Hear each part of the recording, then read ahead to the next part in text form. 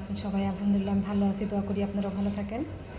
দেখেন, আজকে আমি আপনাদের সাথে একটা রেসিপি শেয়ার করব। এটা হচ্ছে বিয়েবাড়ির মাটন কোরমার রেসিপি। তো আমি দেখেন এখানে আস্ত একটা রান নিয়েছি খাসির। এটা এটা পুরো মানে 4 ভাগের 1 টুকরা এখানে। তো আমি মাংসটা আমি কেটে নিচ্ছি, আমি দেখাচ্ছি আপনাদেরকে। এটা ফ্রেশ মাংস আমাদের কোরবানির। এদিকে দেখেন আমি প্রায় 4টা বড় বড় পেঁয়াজ আমি এখানে পেস্ট করে নিয়েছি।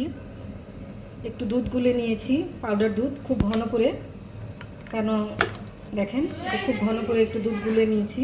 আমি পোস্ত নিয়েছি 1 টেবিল চামচের থেকেও বেশি হবে, এখানে 1.5 টেবিল চামচের কাছাকাছি। এখানে আমি 3 ধরনের বাদাম নিয়েছি। দেখেন দেখেন 3 ধরনের বাদাম নিয়েছি এখানে। এই বাদামটা আমি পেস্ট করে নিব। এই কিশমিশটাও আমার লাগবে, আমি রান্নাতে দিব কোরমাতে। কাঁচামরিচটাও আমার লাগবে। আর এটা হচ্ছে দই, আমি এখানে একটু দইও ইউজ করব। তো আমি প্রসিজিংটা শুরু করছি। আগে মাংসটা কেটে নিচ্ছি। দেখুন, আমি পেঁয়াজটা বেরেস্তা করে রেখেছিলাম আগেই, চুলাটা একটু বন্ধ করে রেখেছিলাম বেরেস্তাটা করে। মাংস কাটতে একটু লেট হয়ে গেছে। দেখুন, পেঁয়াজ বেরেস্তাটা আমি অর্ধেক করে চুলা বন্ধ করে রেখেছিলাম। এখন আবার আমি সবগুলি মশলা এখানে একসাথে অ্যাড করে দিয়েছি। সব মশলা এখানে, আদা রসুন 2 টেবিল চামচ আদা রসুন আছে এখানে, আদা রসুনের পেস্ট আছে। তারপর 1 টেবিল চামচের থেকেও বেশি হবে একটুখানি পোস্ত। 3 রকমের বাদাম আমি পেস্ট করে দিয়েছি 1 কাপ পরিমাণ। দই দিয়েছি 3 টেবিল চামচ। পেঁয়াজ দিয়েছি মোট 6টা।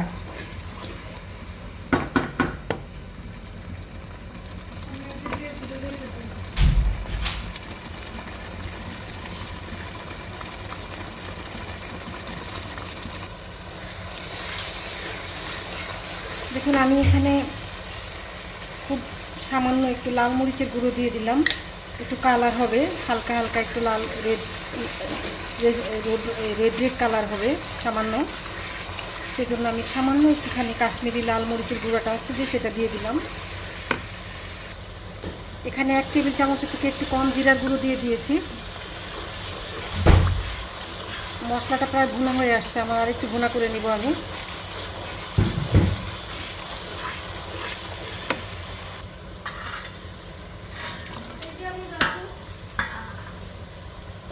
দেখুন, এখানে আমি কিছু গোলমরিচ, দারচিনি, এলাচি, লং, তারপরে একটা বড় এলাচ, এগুলো দিয়ে দিয়েছি। মশলাটা আমার কষানো হয়ে গেছে। আমি এখন মাংসটা এখানে দিয়ে দিচ্ছি। অবশ্যই মাংসের পিসগুলো বড় বড় রাখতে হবে। এই রান্নাটায় অবশ্যই মাংস পিসগুলো বড় বড় রাখতে হবে, এটা মনে রাখবেন। দেখেন, আমি মাংস কেটে ধুয়ে একদম পানি ঝরঝরা করে রেখেছি, যাতে পানি না বের হয় বেশি।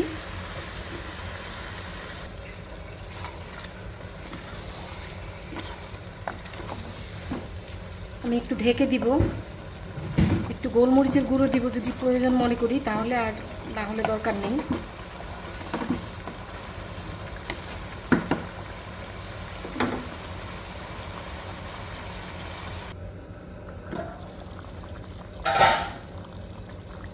দেখুন, মাংসটা আমি একটু জয়ফলের গুঁড়ো দিয়ে দিলাম, একটু জয়িত্রী চুলার সাইডে রেখেছিলাম, মচমচা হয়ে গেছে, একটু সামান্য গুঁড়ো করে দিয়ে দিলাম। আর আমি গুলে রেখেছিলাম যে দুধটা, দেখেন দুধটা কিন্তু আমি খুব ঘন করে গুলে রেখেছিলাম।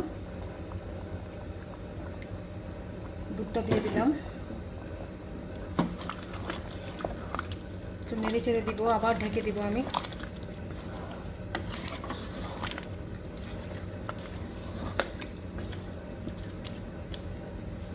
আমি আবার বলছি, দেখেন আমার মাংস পিসগুলি কিন্তু বেশ বড় বড়। আমি বেশ বড় বড় করে মাংস পিসগুলি নিয়েছি, কারণ মাটন কোরমাটা, বিয়েবাড়ির মাটন কোরমাটা কিন্তু এরকম বড় বড় করেই কাটে ওরা। আবার ঢেকে দেবো।